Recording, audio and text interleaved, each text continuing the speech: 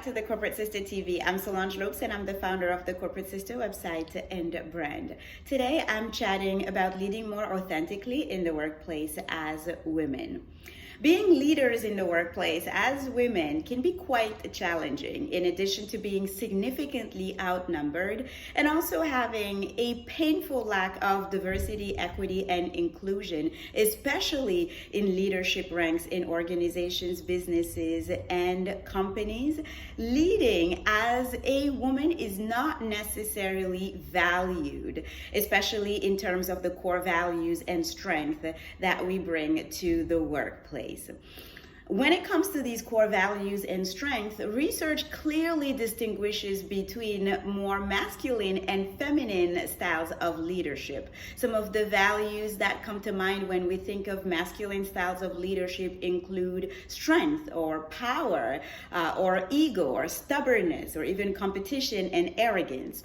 When we think about more feminine styles of leadership, we think more of values like innovation or creativity, or consensus building, or compassion, empathy, crisis management, and the likes. So we can see a difference in the core strength and values that are exhibited through each style of leadership. The issue is we've been conditioned for the longest time to truly value and implement more masculine styles of leadership. As a result, many, if not most of us as working women, have been adopting ourselves to that style of leadership, setting aside more feminine styles of leadership, which includes some of our most powerful core strength and values. Thankfully, what's been happening, especially with the advent of the COVID-19 pandemic and the whole world of work reevaluation, purpose reevaluation that it has brought along, is that we've come to define leadership less in terms of gender and more in terms of personal purpose and fulfillment, which has brought us, thankfully, to the point where we're valuing more of the core values and strength brought about by more feminine styles of leadership. Values, again, such as creativity, innovation, compassion, empathy. And what we're finding out is that those values are also responsible for larger profits for organizations, for positive outcomes in general for businesses and companies, and for more sustainable growth in the long run for the organizations we serve and for society in general.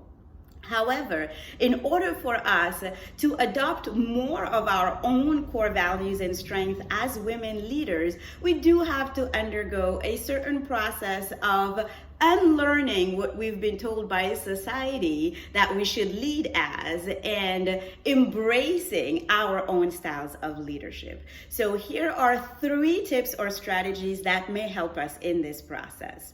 Number 1 is self-awareness. As I've mentioned earlier, we've been so conditioned to try and lead as our male counterparts, as it's been the dominant style of leadership for the longest time, that we may have set aside some of our core values and strengths, or been conditioned to ignore or undervalue or underestimate them.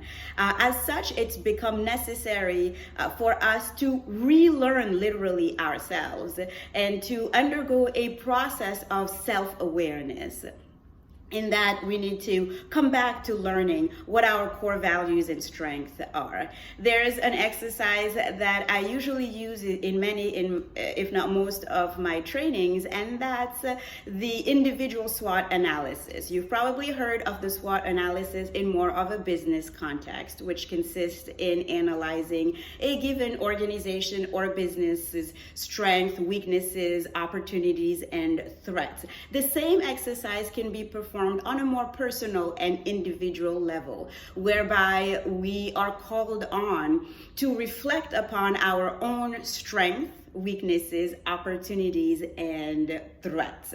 What I really focus on during those exercises is really to outline the core strengths and values of women leaders.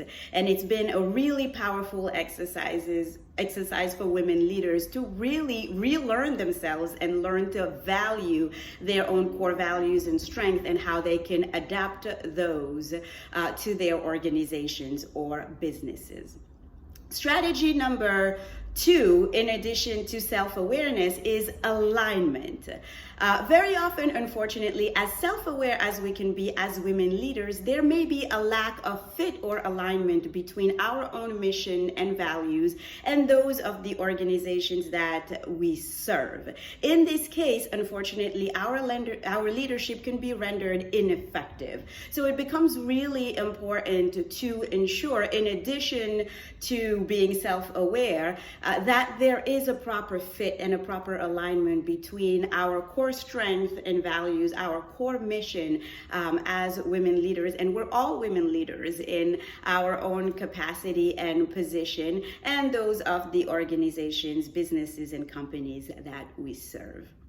That was strategy number 2. Last but not least, strategy number 3 is implementation. In addition to self-awareness, proper alignment, and fit, it is necessary now to turn these core strengths and values that we've become more aware of and the alignment that we've achieved with our organizations, businesses, and companies into actual actionable items. That's where implementation comes into play. For some, it may mean building more compassionate, more inclusive, and diverse teams and organizations. For others, it may be shifting from production processes or work processes anchored in competition, for example, into more compassionate, into more purpose-driven products or processes. Depending on who you are, the organization that you serve or that you lead, implementation can look quite different.